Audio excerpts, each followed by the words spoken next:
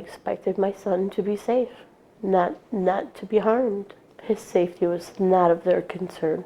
To Tammy Longs' son, Harbor Oaks resembled more of a crime scene than a hospital.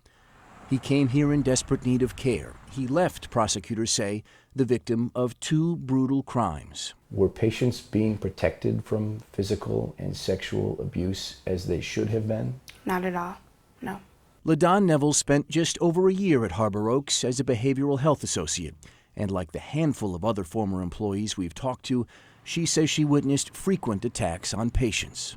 They can't go home and trust us that their loved one will be okay and bad things won't happen to them. We have so many patients and not enough staff. Tammy's son, who we'll call James, came to Harbor Oaks in 2015 after expressing thoughts of suicide. He suffers from bipolar disorder and a developmental delay. He's 22 today, but mentally, he's closer to 9 or 10. He was there to get the help that he would need, a safe and secure environment. But on his first full day in the hospital, James didn't get better. He got much worse. According to witnesses, he was assaulted by another patient, repeatedly punched in the head. It was so bad he had to be taken by ambulance to the nearest emergency room. Now, he's been assaulted already once. I said, and I requested to bring him home at that time. They told me I could not because he was still hearing voices. When he returned to Harbor Oaks, the hospital had arranged for James to have a new roommate, a 44-year-old man with a developmental disability. He came to the hospital after burning down 2 homes. Did you ever ask them to put your son in a room by himself? Yes. And what'd they say? They couldn't because they had too many patients and they were actually overbooked. Tammy says a nurse told her by phone that they would sedate her son and check on him frequently.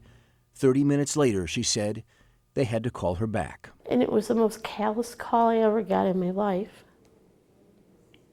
And she said that he had been raped. And I said, my baby. Why would a hospital put a young man with a severe developmental delay in the same room as someone with a history of severe violence?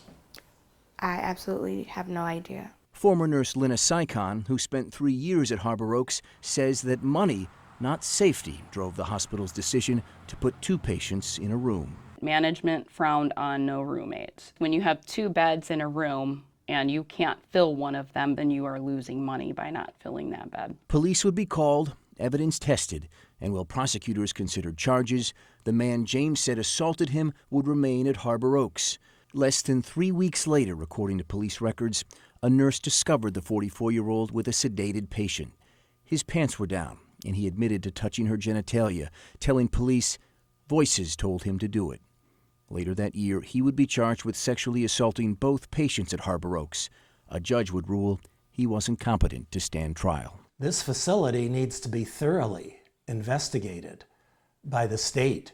Mark Reinstein is president and CEO of the Mental Health Association in Michigan. Enough is enough. We're talking about actual and potential abuse and neglect.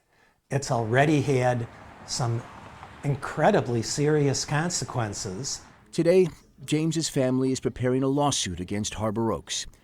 They say it's the only way to force the hospital to provide the safe, superior care they promised that never came. They broke his integrity.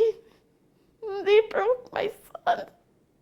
Harbor Oaks CEO declined an on-camera interview for this story, but said in a statement that all 3 of the incidents we just told you about were reported to the state of Michigan. I'm Ross Jones, 7 Action News.